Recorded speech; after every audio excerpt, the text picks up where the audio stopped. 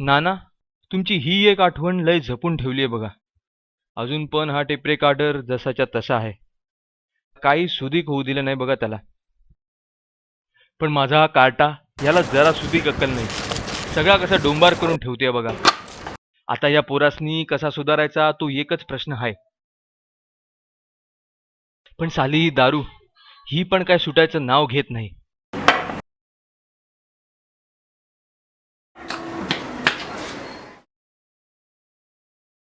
आता झालं का जगंडर? गप गुमान ताटात वाढलंय ते घ्यायचं आणि अभ्यासाला बसायचं.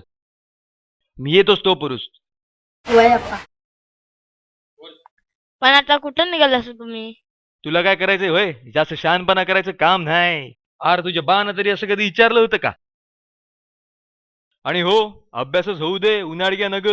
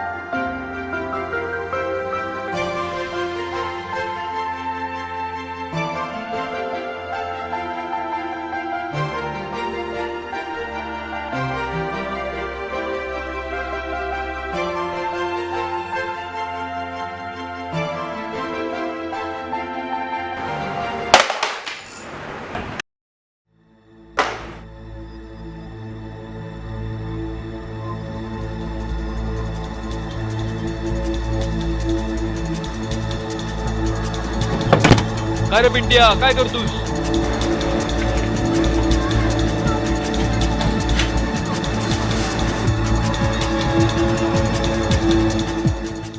अरे वा, सूर्य कोणीकडे उगला म्हणायचा आज?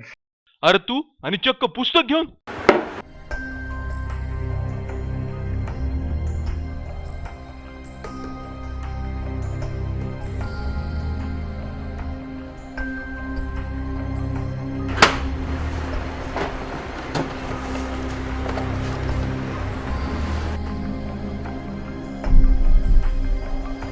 सत्यानाश केलास रे गाडवीच्या.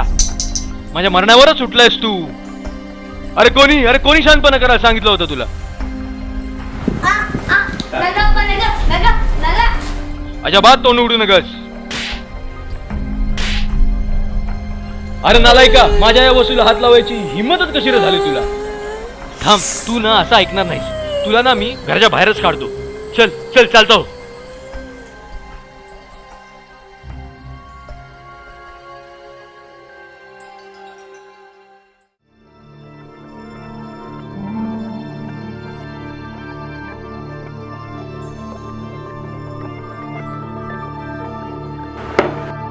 पाहिलं ना, आता हाच दिवस बघायचा राहिला होता.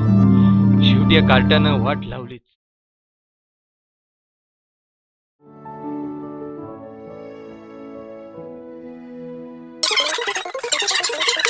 अप्पा, म्या पिंट्या. म्या पहिले सॉरी म्हणतो या. तुम्हासनी न विचारता या टेप रेकॉर्डरला हात लावला म्हणून. आत्ता पुढं ऐका. अप्पा, तुम्हासनी माहित नसेल पण आज हॅप्पी फादर डे आहे. कैलासचे गुरुजी म्हणले फादर म्हणजे तुम्ही. आज तुमचा दिवस. म्या तुम्हासनी लय त्रास देतो ना, पण आज एक विनंती करायची होती. तुम्ही ना प्लीज दारू पिणं थांबवा. गुरुजी बोलतात दारू पिण्याने माणसं मरतात.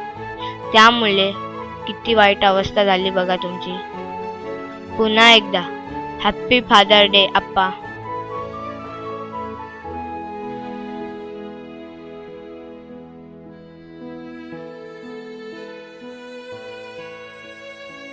पिंट्या, मला माफ कर पोरा, माफ कर. यापुढं मी कधीच दारू पिणार नाही आणि कधी तुला मारणार नाही रे पोरा.